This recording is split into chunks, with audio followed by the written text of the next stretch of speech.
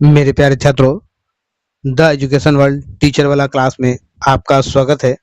उम्मीद करते हैं आप सभी लोग अच्छे होंगे। चलिए इसी के साथ शुरुआत करेंगे आज की इस टेस्ट सीरीज का।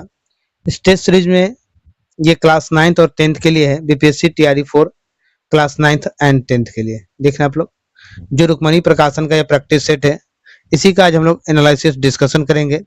इससे पहले हम आप लोग को प्रैक्टिस दे चुके हैं, इन सब सब्जेक्टों का कई प्रैक्टिस सेट आपको दे चुके हैं, जिसका प्लेलिस्ट हमारे चैनल पे है। तो आप हमारे चैनल पे नए हैं तो चैनल को सब्सक्राइब करें और अधिक से अधिक लोगों तक शेयर करें। और जो भी प्रैक्टिस सेट आपने नहीं किया है वो जाके यहाँ से हिस्ट्री का पूरा 13 प्रैक्टिस सेट हम दे चुके हैं। ज्योग्राफी का हमने 10 प्रैक्टिस सेट दे चुका है, जिनका सब्जेक्ट ज्योग्राफी हो ज्योग्राफी देखेंगे, जिनका जो सब्जेक्ट है वो अपने सब्जेक्ट के अकॉर्डिंग देखेंगे। तो जैसे कि हर सब्जेक्ट वाइज आपका प्लेलिस्ट बना हुआ है। कोई सी 2 सब्जेक्ट से आपको एग्जाम देना होता है तो आपको पता हो कि आपका कौन सा 2 सब्जेक्ट है, तो उसी के अकॉर्डिंग अपनी तैयारी करें और प्रैक्टिस हमारे चैनल से जुड़ के प्रैक्टिस सेट को बनाएं और सेट का प्रैक्टिस करें। तो मेरे प्यारे छात्रों, आप सभी जितने भी हमारे प्यारे छात्र हैं जो हमारे चैनल से जुड़े हुए हैं, आप लोग जो है थोड़ा अधिक से अधिक लोगों तक शेयर कीजिए। या आप लोग कहीं और पढ़ने जा रहे हैं या हमारे जो भी नए छात्र आ रहे हैं, तो वो आप लोग अपने ग्रुप में, अपने दोस्तों में, अपने लोगों के पास शेयर अधिक से अधिक लोगों तक कीजिए कि ये प्रैक्टिस सेट हर छात्रों को मिल सके, जिसका लाभ हर किसी को मिले। तो आइए शुरू करते हैं आज का ये क्लास। पहला क्वेश्चन की तरफ चलते हैं। ये मेरा 9वां प्रैक्टिस सेट है। इससे पहले आपको 8 सेट दे चुके हैं। ये मेरा कौन सा सेट है? सेट 9 है। इससे पहले 8वां प्रैक्टिस सेट आप लोग को, जिसका प्लेलिस्ट बना हुआ है। मैंने कई बार ये बात दोहरा दी, इसलिए ध्यान से है। एक बात और आप लोग को बता दे, ये सेम पीडीएफ जिससे मैं वीडियो बना रहा हूँ, यही पीडीएफ आपको हम प्रोवाइड करा देते हैं और हमारे टेलीग्राम चैनल का लिंक जो इस वीडियो के डिस्क्रिप्शन में दे देंगे। तो आप वहां से मेरे टेलीग्राम पे जाके इस वीडियो को आप डाउनलोड कर सकते हैं। सॉरी, आप इस पीडीएफ को डाउनलोड करके आप पीडीएफ देख सकते हैं। वहाँ यही सेम पीडीएफ आपको वहाँ देखने को मिल जाएंगे। आइएगा, मेरा पहला क्वेश्चन करा, रेगुलेटिंग एक्ट 1773 के तहत प्रावधित उच्चतम न्यायालय में कुल कितने न्यायाधीशों की उपस्थिति का प्रावधान था? तो कितने का प्रावधान था? तो 4 का है। सही उत्तर ऑप्शन बी हो जाएगा। ये क्या है? तो ये जो था आपका रेगुलेटिंग एक्ट 1773 था। ठीक है, चलिए नेक्स्ट क्वेश्चन की तरफ चलते हैं। नेक्स्ट क्वेश्चन मेरा कह रहा है 112 नंबर। 112 नंबर मेरा क्वेश्चन है, सुधार अधिनियम 1786 से संबंधित मुख्य बातें इनमें से कौन थी? तो ये बातें कौन सी थी? तो देखिए, गवर्नर जनरल को अपने परिषद के निर्णय पर वीटो का अधिकार दिया गया। हाँ, दिया गया, यह अधिकार उससे था। तो पहला तो आपका सही हो गया। गवर्नर जनरल को मुख्य सेनापति की शक्ति भी दी गई थी। हाँ, उसे शक्ति भी दी गई थी। दूसरा भी आपका सही हो गया। बोर्ड ऑफ कंट्रोल और उसके कर्मचारियों को वेतन भारतीय राजस्व से देने का प्रावधान किया गया था। हाँ, यह भी किया गया था। और ये किया गया था चार्टर एक्ट किसके तहत? तो 1793 के तहत। चार्टर एक्ट 1793 के तहत ये भी किया गया था। तो जब हमारा एक से ज्यादा ऑप्शन सही हो जाता है तो हमारा उत्तर क्या होता है? ऑप्शन डी होता है। D is right answer. आइएगा next question 113 number.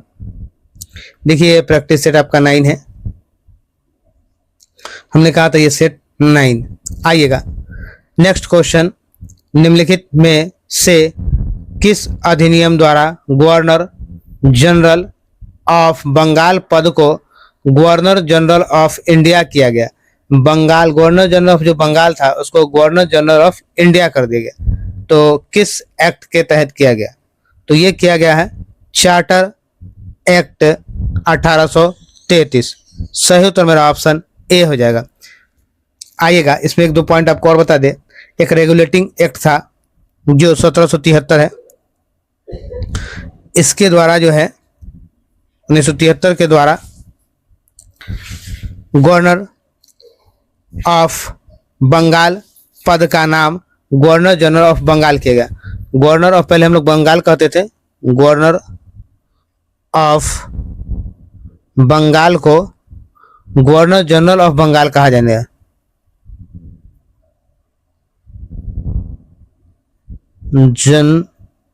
Role of Bengal, ठीक है, इसे ये कहा गया। और चार्टर एक्ट 1833 के द्वारा केंद्रीयकरण की चरम अवस्था को अपनाया गया था, उस समय की जो चरम अवस्था को अपनाया गया था। चलिए, और भारत शासन अधिनियम 1858 भी एक किया गया, भारत शासन अधिनियम 1858, ये जो देख रहे हैं आप, तो इसके तहत क्या था, वायसराय के पद की शुरुआत हुई थी। भारत शासन अधिनियम 1858 के तहत वायसराय का पद रखा गया था, वायसराय का पद। चलिएगा नेक्स्ट क्वेश्चन की तरफ चलते हैं। नेक्स्ट क्वेश्चन 114 नंबर का रहा है मेरा, किस अधिनियम द्वारा गवर्नर जनरल को भारतीय विधि आयोग गठित करने का अधिकार दिया गया? भारतीय विधि आयोग गठित करने का अधिकार दिया गया है, तो ये मेरा जो है चार्टर एक्ट 1833, सही उत्तर मेरा ऑप्शन बी हो जाएगा। इसके तहत क्या था कि गवर्नर जनरल को भारतीय विधि आयोग गठित करने का अधिकार दे दिया गया था, ठीक है। और इसके कुछ और बातें आपको बताते हैं, जैसे कि नौकरी का आधार योग्यता हो गया। 1833 के तहत नौकरी जो है आपको योग्यता पर मिलेगी, योग्यता के आधार पर मिलेगी, ठीक है। कंपनी के व्यापार एकाधिकार की पूर्ण समाप्ति, कंपनी को जो है जो एकाधिकार था व्यापार करने का वो समाप्त कर दिया गया, ठीक है। दास प्रथा का समाप्त करने का, दास प्रथा को समाप्त करने का कोशिश किया गया इसमें। आइए चलिए नेक्स्ट क्वेश्चन की तरफ चलते हैं। नेक्स्ट क्वेश्चन मेरा जो था 115 नंबर, किस अधिनियम से प्रथम बार गवर्नर जनरल यानी वायसराय को अपने कार्यकारिणी परिषद में एक भारतीय सदस्य रखने का उपबंध किया गया था? तो ये जो था मेरा भारतीय परिषद अधिनियम 1909, सही उत्तर ऑप्शन सी हो जाएगा। आइएगा नेक्स्ट क्वेश्चन की तरफ चलते हैं। 116 नंबर मेरा क्वेश्चन कह रहा, किस अधिनियम से प्रांतों में पूर्ण स्वयं शासन की स्थापना का प्रावधान प्रस्तुत किया गया है? प्रस्तुत किया गया है, तो सही उत्तर मेरा होगा भारत शासन अधिनियम 1935, सही उत्तर ऑप्शन सी हो जाएगा। देखिएगा इसके कुछ इंपॉर्टेंट पॉइंट्स, इंपॉर्टेंट बातें हैं। भारत शासन अधिनियम 1935 की महत्वपूर्ण बातें क्या है, तो प्रांतों में दैत्य शासन प्रणाली की समाप्ति हुई, ठीक है। केंद्रीय स्तर पर दैत्य शासन प्रणाली की शुरुआत हुई, जो प्रांतीय स्तर पर दैत्य शासन प्रणाली थी उसको समाप्त किया, केंद्रीय स्तर पर इसको शुरू किया गया। प्रथम बार संघीय ढांचा का प्रावधान किया गया, संघ का ढांचा बनाया गया प्रथम बार, तो इसी अधिनियम के तहत बनाया गया था। आइएगा नेक्स्ट क्वेश्चन की तरफ बढ़ते हैं। 117 नंबर मेरा क्वेश्चन करा, निम्नलिखित में से किस संविधान संशोधन अधिनियम द्वारा भारत में राज्यों के 4 श्रेणियों को समाप्त किया गया? भारत के 4 श्रेणी को क्या किया, समाप्त कर दिया गया। तो ये जो था मेरा 7वां संविधान संशोधन अधिनियम, सही उत्तर ऑप्शन बी हो जाएगा। देखिएगा वो 4 श्रेणियां क्या क्या था, तो 4 श्रेणियां क, ख, ग और घ, ये जो 4 श्रेणियां था इसे ही चारों को समाप्त कर दिया गया। आइएगा नेक्स्ट क्वेश्चन की तरफ चलते हैं। चलिए इसमें 1-2 बातें और आप जान लीजिए, जैसे कि ये तो चारों को समाप्त किया ही गया, इसके साथ 4 को समाप्त किया गया और 2 भागों में इसे जोड़ा गया, यानी 2 भागों में इसे बांटा गया। पहला क्या था, एक राज्य के रूप में और दूसरा केंद्र शासित प्रदेश के रूप में, ठीक है, केंद्र शासित प्रदेश के रूप में। तो जैसे कि अभी हम जो देखते हैं हमारे यहाँ राज्यों का जो बंटवारा है, राज्य और केंद्र शासित प्रदेश है, तो उसी तरह राज्य और केंद्र शासित प्रदेशों के बीच में उसे बांट दिया गया। आइएगा नेक्स्ट क्वेश्चन की तरफ चलते हैं। 118 में मैंने नेक्स्ट क्वेश्चन करा, 118 में मेरा क्वेश्चन है, भारतीय संविधान में उल्लेखित निम्न में कौन राज्य के नीति के निर्देशक तत्व 42वां संशोधन अधिनियम 1976 द्वारा जुड़ा है? 42वां संविधान संशोधन द्वारा 1976 द्वारा जुड़ा है। तो सामान्य न्याय और निःशुल्क विधि सहायता, ये जुड़ा है कब, तो 39 ए में ये जुड़ा, ठीक है। औद्योगिक के प्रबंधन में कर्मचारियों का भाग लेना, ये भी सही बात है, ये 43A में जुड़ा, अनुच्छेद 43A में इसको जोड़ा गया है। पर्यावरण का संरक्षण तथा संवर्धन और वनों तथा वन्य जीवों की रक्षा करना, ये भी जोड़ा गया, अनुच्छेद 48A में जोड़ा गया इसको। अब देखिएगा, जब एक से ज्यादा ऑप्शन आपको मिल जाए सही, तो आप लोग आंसर क्या मारते हैं, एक से अधिक। सही तो मेरा ऑप्शन डी हो जाएगा, ठीक है। चलिए, वो 119 नंबर मेरा क्वेश्चन है, निम्न में कौन भारतीय संविधान में उल्लेखित मौलिक कर्तव्य नहीं है? उल्लेखित मौलिक कर्तव्य नहीं है। अंतर्राष्ट्रीय शांति और सुरक्षा की अभिवृद्धि करे। सही तो मेरा ऑप्शन सी हो जाएगा। आइएगा नेक्स्ट क्वेश्चन के तरफ चलते हैं। 120 नंबर मेरा अगला क्वेश्चन है,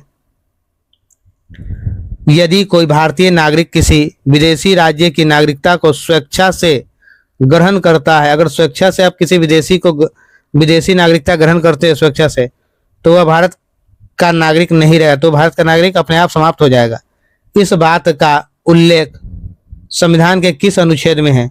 तो इस बात का उल्लेख जो है संविधान के अनुच्छेद 9 में किया गया, ठीक है। सही तो मेरा ऑप्शन बी हो जाएगा। आइएगा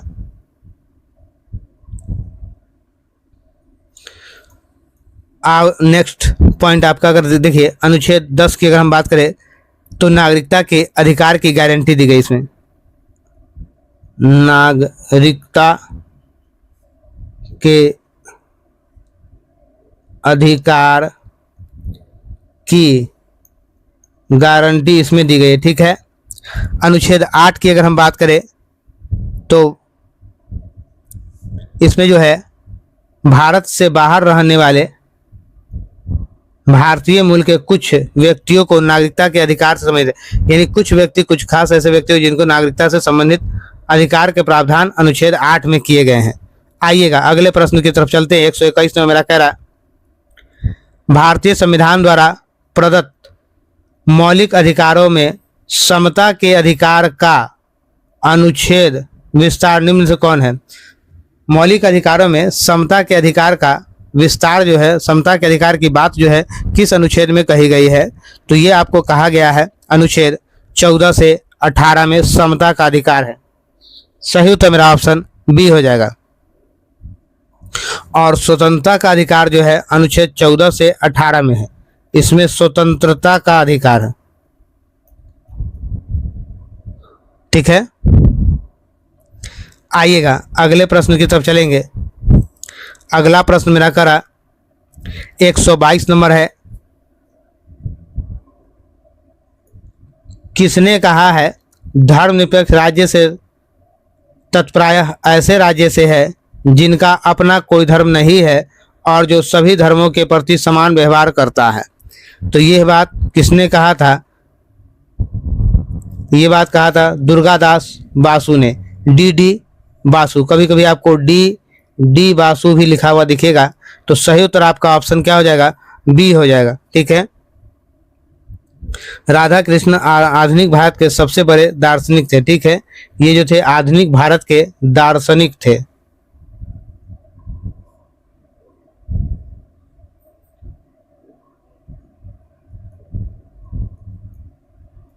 ठीक है। आइएगा अगले प्रश्न की तरफ चलेंगे हम लोग। मेरा 123 नंबर क्वेश्चन है, किसने कहा है धर्म से जीवन के विभिन्न कार्यों में संगति आती है और इससे उसको दिशा प्राप्त होती है? क्या प्राप्त होती है? तो दिशा प्राप्त होती है। यह बात डॉक्टर एस राधा कृष्णन ने कहा था। सही उत्तर ऑप्शन ए हो जाएगा। देखिए राधा कृष्णन को फिलॉसफी ऑफ इंडिया, इसको क्या है, फिलॉसफी ऑफ इंडिया एवं द हिंदू रिव्यू पुस्तक की रचना की थी, ठीक है। द हिंदू रिव्यू पुस्तक की रचना।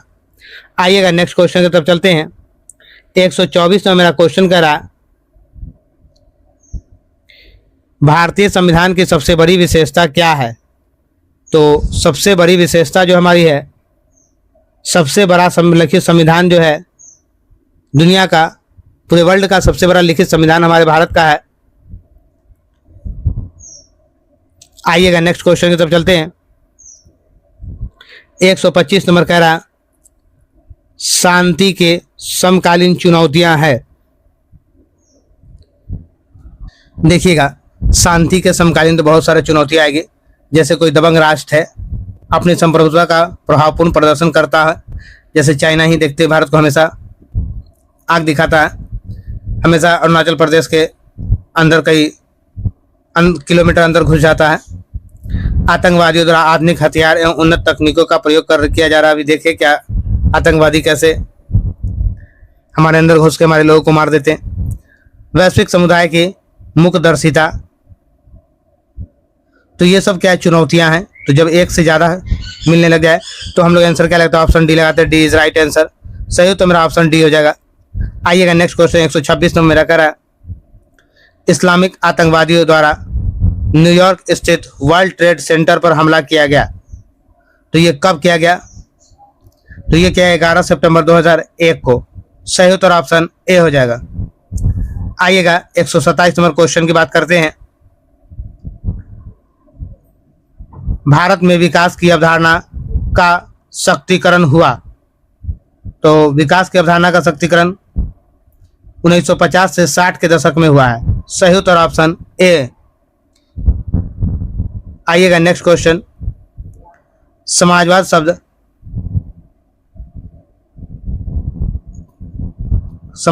शब्द का प्रथम बार उपयोग करने वाला था, कौन था, तो इसका प्रथम उपयोग रॉबर्ट ओवेन था, सही उत्तर ऑप्शन ए हो जाएगा।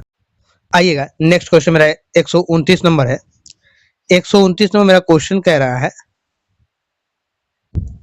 देखिए आइए, तो करा ये आपका मैच द फॉलोइंग है, कॉलम 1 और कॉलम 2 दिया गया। अनुच्छेद 124 किससे संबंधित है आपका, तो अनुच्छेद 124 जो है हमारा उच्चतम न्यायालय से संबंधित है, किससे, उच्चतम न्यायालय से। आइएगा अनुच्छेद 52 किससे संबंधित है, तो 52 जो है राष्ट्रपति से संबंधित है। अनुच्छेद 5 जो है हमारा ये नागरिकता से संबंधित है, और अनुच्छेद 352 जो है वो आपातकाल से संबंधित है। सही उत्तर हमारा देखिएगा कौन सा हो जाएगा, जैसे कि ए का आपका दूसरा है, उस ए का दूसरा यहाँ और यहाँ, बी का तीसरा है, बी का आपका तीसरा है, तो ये सही है। इसका मतलब आपका ये सही हो गया, ऑप्शन नंबर ए आपका सही उत्तर होगा। ठीक है, ऑप्शन ए सही, पर हम आगे भी मिला लेंगे। सी का 1 नंबर, अनुच्छेद 5 का नागरिकता 1 और 352 आपातकाल, तो सही उत्तर मेरा ऑप्शन ए हो जाएगा। आइएगा नेक्स्ट क्वेश्चन की तरफ चलते हैं। नेक्स्ट क्वेश्चन मेरा कह रहा है, अनुसूची 1 और अनुसूची 2 में सम्मिलित कीजिए, दिए गए कारणों से उत्तर चयन कीजिए। प्लेटो है उपयोगितावाद, तो प्लेटो का जो है आपका क्या है, वो ये दार्शनिक थे। प्लेटो क्या थे, एक दार्शनिक थे। रॉल्स कौन थे, तो रॉल्स जो थे हमारे निष्पक्षता के रूप में न्याय थे। बेंथम कौन थे, तो ये जो थे हमारे उपयोगितावाद थे। और मार्क्स जो थे अतिरेक मूल्य थे। आइए कौन कौन मिल रहा है, तो ए का 3 नंबर किसी में आ रहा और किसी में नहीं आ रहा, इसका मतलब आपका ऑप्शन बी ही सही होगा। ठीक है, तो ए का 3 हो गया, बी का क्या है आपका 4 हो गया, सी का आपका 1 हो गया और डी का 2 हो गया, तो सही तो मेरा ऑप्शन बी हो जाएगा, बी इज राइट आंसर। आइएगा नेक्स्ट क्वेश्चन मेरा 131 नंबर का रहा है। ये 131 नंबर मेरा क्वेश्चन है, थोड़ा सा इसको ऊपर कर लेते हैं, इससे सब कुछ। आइए आइएगा अब कर रहा है वित्त 131 नंबर क्वेश्चन। वित्त आयोग जो है मेरा क्या होगा, अनुच्छेद 280 हो जाएगा इसका, सीधा यहीं पे हम लिख लेते हैं। ठीक है, वित्त आयोग अनुच्छेद 280 में इसकी बात कही गई है। वित्तीय आपातकाल की स्थिति कब कही गई, तो वित्तीय आपातकाल की स्थिति जो है अनुच्छेद 360 में है। राज्यसभा के अखिल भारतीय सेवा के सृजन की पहल, तो ये किस अनुच्छेद में कहा गया है, तो ये अनुच्छेद जो है 312 में है। संवैधानिक संशोधन किस अनुच्छेद में है, तो संवैधानिक संशोधन जो है अनुच्छेद 368 में है। यानी कि आप इसका 3 नंबर, ये अनुच्छेद 280 ये 4 नंबर हो गया, आपका जो है 360 यानी 1 नंबर, और ये मेरा जो है गया, ये मेरा 2 नंबर आ गया। तो देखिएगा ए का जो है आपका 4 ये मिल रहा है, बी का 1, सी का 2 और डी का 3, सही उत्तर मेरा option B is right answer. आइएगा नेक्स्ट क्वेश्चन की तरफ चलेंगे। 132 में मेरा क्वेश्चन करा, बिहार पंचायत राज्य अधिनियम 2006 में आरक्षण का क्या प्रावधान किया गया है, तो इसमें आरक्षण का प्रावधान किया गया है अनुसूचित जाति, अनुसूचित जनजाति, एवं पिछड़े वर्ग के लिए प्रत्येक स्तर पर कुल स्थानों का आधा 50% आरक्षित। दूसरा जो है, इन वर्गों के लिए उनकी जनसंख्या के अनुपात में स्थान आरक्षित। आरक्षण स्थानों 50% स्थान उसी वर्ग की महिला के लिए आरक्षित है। तो जब एक से ज्यादा आंसर अब जब मेरा आ जाए तो हम लोग क्या लगाते हैं, ऑप्शन डी लगाते हैं। सही तो मेरा ऑप्शन डी हो जाएगा। आइए 132 से 133 में मेरा क्वेश्चन कह रहा है, ग्राम कचहरी के दंड देने की शक्ति की सीमा क्या है। तो ग्राम कचहरी के दंड देने की सीमा जो है अधिकतम क्या है, तो अधिकतम 1000 रुपये जुर्माना है। सही तो मेरा ऑप्शन ए हो जाएगा। ए इज राइट आंसर। आइएगा नेक्स्ट क्वेश्चन की तरफ चलते हैं। 134 में मेरा नेक्स्ट क्वेश्चन कह रहा है, ग्राम पंचायत की बैठक बुलाने और इसकी अध्यक्षता करने का अधिकार किसे है। तो इसकी अध्यक्षता करने का अधिकार मुखिया को है। सही उत्तर ऑप्शन बी हो जाएगा। ग्राम पंचायत का प्रधान जो है वो ग्राम कचहरी का प्रधान जो है वो क्या होता है, सरपंच होता है। सरपंच होते हैं, ठीक है। ग्राम कचहरी का जो प्रधान क्या होता है, सरपंच होता है। पंचायती राज का मूल इकाई ग्राम पंचायत है। आइएगा नेक्स्ट क्वेश्चन की तरफ चलते हैं। और ग्राम कचहरी के बैठक जो है वो सरपंच ही करते हैं, ठीक है। तो ग्राम कचहरी का प्रधान जब सरपंच होगा तो इसका बैठक भी कौन करेगा, सरपंच ही करेगा। आइएगा नेक्स्ट क्वेश्चन की तरफ चलते हैं। नेक्स्ट क्वेश्चन 135 में मेरा क्वेश्चन कर रहा है, संविधान के प्रारंभ होने के बाद किस अधिनियम में नागरिकता पाने और गंवाने संबंधी प्रावधान है। पाने और गंवाने संबंधी प्रावधान है। तो ये सही उत्तर मेरा हो जाएगा ऑप्शन नागरिकता अधिनियम 1955। सही उत्तर मेरा ऑप्शन सी हो जाएगा। सी इज राइट आंसर, ठीक है। आइएगा नेक्स्ट क्वेश्चन की तरफ चलते हैं। 136 में मेरा क्वेश्चन कर रहा है, संविधान के भाग 3 अनुच्छेद 12 से 35 कुल कितने मौलिक अधिकार का वर्णन है। तो कुल जो है 6 मौलिक अधिकारों का वर्णन है। सही उत्तर मेरा ऑप्शन सी हो जाएगा। सी इज राइट आंसर, ठीक है। तो देखिएगा इसमें जो है 12 से 35 की बात कही गई, ठीक है। और 14 से 18 में क्या है, समानता का अधिकार है। 14 से 18 में समता हो गया। 19 से 14 से 18, ठीक है। 19 से 22 में क्या है, स्वतंत्रता है। ये सब आप लोग को पता होगा। 23 और 24 में क्या है, तो शोषण के विरुद्ध अधिकार है। शोषण के विरुद्ध, ठीक है। और देखिएगा 25 से 28 में क्या है, तो धार्मिक स्वतंत्रता है। 25 से 28 में जो हो जाएगा आपका धार्मिक स्वतंत्रता है। 29 और 30 में आपका जो है शिक्षा और संस्कृति है। 29 और 30 में जो है शिक्षा और संस्कृति है। और 32 में जो आपका है वो संवैधानिक उपचार का अधिकार है। तो ये सभी अधिकार है। चलिएगा नेक्स्ट क्वेश्चन 137 में मेरा कह रहा है, भारत के संविधान के किस अनुच्छेद में लिखा है कि 14 वर्ष से कम आयु का बालक किसी भी फैक्ट्री या कारखाना या कोई अन्य जोखिम पूर्ण रोजगार में कार्य नहीं करेगा। ये कहाँ दिया गया है, तो ये दिया गया अनुच्छेद 24 में। सही उत्तर option A is right answer. देखिएगा 6 से 14 वर्ष की आयु को एकदम निःशुल्क शिक्षा देने का अधिकार, निःशुल्क शिक्षा देने का ये उसका जो है पाने का, निःशुल्क शिक्षा पाने का जो अधिकार जो है वो उसका मौलिक अधिकार है, ठीक है। आइएगा नेक्स्ट क्वेश्चन 138 नंबर का रहा, किसने कहा है जब मनुष्य दूसरे के लिए जीता है तभी वह अपने लिए भी जीता है। यह बात किसने कही थी। ये बात कॉन्डरसेट ने कहा था। सही तो मेरा ऑप्शन ए हो जाएगा। आइएगा नेक्स्ट क्वेश्चन 139 नंबर पे चलते हैं। किसने कहा है सदा सच बोलना और कर्ज की अदायगी ही न्याय है। सदा सच बोलना और कर्ज की अदायगी ही न्याय है। ये बात किसने कहा है, तो ये बात कहा है मेरा सेफ लस ने। सही उत्तर ऑप्शन ए हो जाएगा। ए इज राइट आंसर। आइएगा नेक्स्ट क्वेश्चन मेरा 140 नंबर का रहा, न्याय शक्तिशाली के हित में है। यह किसकी उक्ति है, ये बात किसने कहा था। तो ये बात जो है पंडित नेहरू ने कहा था। नहीं, पंडित नेहरू ने नहीं कहा था। प्लेटो ने नहीं, कैनेडी ने नहीं। जब कोई भी ऑप्शन नहीं मिले तो मेरा आंसर क्या होता है, मेरा आंसर ई होता है। सही तो मेरा ऑप्शन ई हो जाएगा। E is right answer. तो यह बात जो है कही थी थ्रेसी मैक्स ने। थ्रेसी मैक्स ने कहा था ये बात, ठीक है। आइएगा नेक्स्ट क्वेश्चन 141 नंबर। जिसकी लाठी उसकी भैंस संबंधी न्याय सिद्धांत किस अवस्था में प्रचलित था? तो यह जो था प्रारंभिक अवस्था में। सही उत्तर ऑप्शन ए हो जाएगा। आइएगा 142 नंबर क्वेश्चन पे चलते हैं। 142 में मेरा क्वेश्चन कह रहा है सामाजिक न्याय का सही परिभाषा तभी होगी जब लोगों के रहन सहन के तौर तरीकों में पूर्ण समानता और एकरूपता हो। सही उत्तर ऑप्शन ए हो जाएगा। आइएगा नेक्स्ट क्वेश्चन की तरफ चलते हैं। 143 में मेरा अगला क्वेश्चन कह रहा है मानव अधिकारों की विश्वव्यापी घोषणा पत्र को किसने स्वीकार किया? तो ये क्या संयुक्त राष्ट्र की महासभा। सही उत्तर ऑप्शन बी हो जाएगा।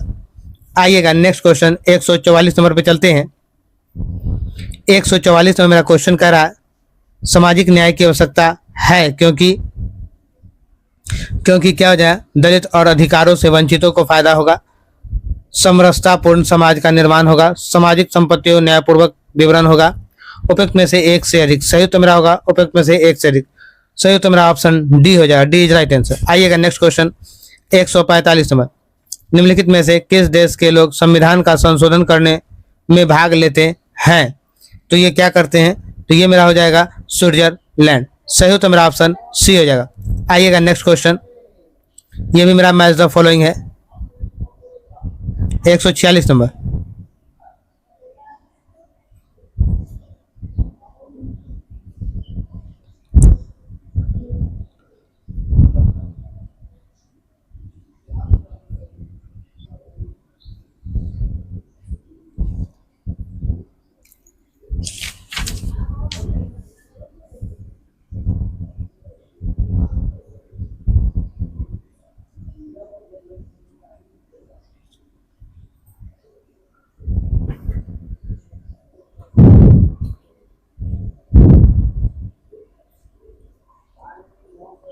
देखिएगा इसको आपको जो है ये जो सामने पहले हम लोग क्या करते हैं इसको पहले हम लोग इसको बना लेते हैं, ठीक है। उसके बाद फिर हम लोग इसका टिक आउट कर लेंगे। संविधान संशोधन अधिनियम की बात कर रहा है, 69वां संशोधन अधिनियम 1991 की बात कर रहा है। तो ये जहाँ दिल्ली के राष्ट्रीय राजधानी क्षेत्र का दर्जा देना था, तो ए का 5 नंबर हो जाएगा, ठीक है। करा संविधान अधिनियम पंचायती राज 1994 की बात कर रहा है, ठीक है। तो पंचायत 10वें वित्त आयोग की सिफारिश, तो ये नहीं, हाँ, राज्य स्तरीय किराया अधिकरण की स्थापना, ठीक है, राज्य स्तरीय किराया अधिकरण की स्थापना, तो बी का 1 नंबर आ जाएगा।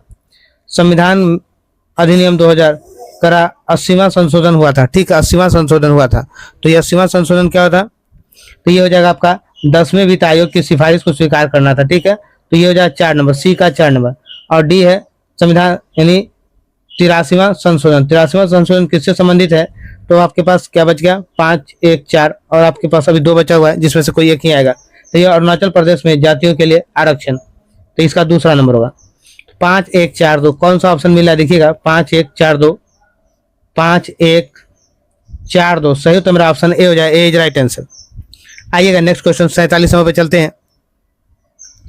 47 में मेरा कह रहा 2 आंसर है, 2 बाकी का 2 इधर है, तो आप थोड़ा सा हम लोग पढ़ लेते हैं आगे की तरफ, फिर चलते हैं आगे की तरफ। देखिएगा नए राज्यों का गठन और नागरिकता से संबंधित बात कही गई थी। नए राज्यों का गठन कहाँ है? तो नए राज्यों का गठन भारतीय संविधान का अनुच्छेद 3 में कहा गया, तो ए का दूसरा हो जाएगा। अब कह रहा है नागरिकता, तो नागरिकता किससे संबंधित है? तो भारतीय संविधान का भाग 2 से संबंधित है, तो ये हो जाएगा पहला। तो दूसरा पहला तो यहाँ समझ में आ गया। तो दूसरा पहला कोई मिल रहा है आपका ऑप्शन ए, बी का दूसरा और पहला, देखिए आपका क्या मिल रहा है, तो ये दोनों मिल रहा है, यानी कि आपका ऑप्शन ए सही होगा। मौलिक अधिकार किससे संबंधित है? तो 4 से, भारतीय संविधान के भाग 3 से। और प्रशासनिक अधिकरण की स्थापना किससे संबंधित है? तो ये भारतीय संविधान का अनुच्छेद 323 ए से संबंधित है। तो इसका क्या हो जाएगा? डी का 3 हो जाएगा और सी का 4 हो जाएगा। तो ये 3 और ये 4, 3, 4, तो ये मेरा सी का 4 और डी का 3। सही हो तो मेरा ऑप्शन ए हो गया, ए इज राइट आंसर। आइएगा नेक्स्ट क्वेश्चन 148 नंबर पे चलते हैं। किसी विशेष दिन लोकसभा में अधिकतम कितने तारांकित प्रश्न पूछे जा सकते हैं? कितने तारांकित प्रश्न पूछे जा सकते हैं? तो 20 होगा। सही उत्तर मेरा option B is right answer. आइए 149 नंबर क्वेश्चन कह रहा, प्रथम श्रेणी के जुडिशियल मजिस्ट्रेट को कितनी सजा देने की शक्ति होती है? तो ये होती है 3 वर्षों की सजा और 1000 रुपये जुर्माना करने की शक्ति। सही उत्तर ऑप्शन बी हो जाएगा।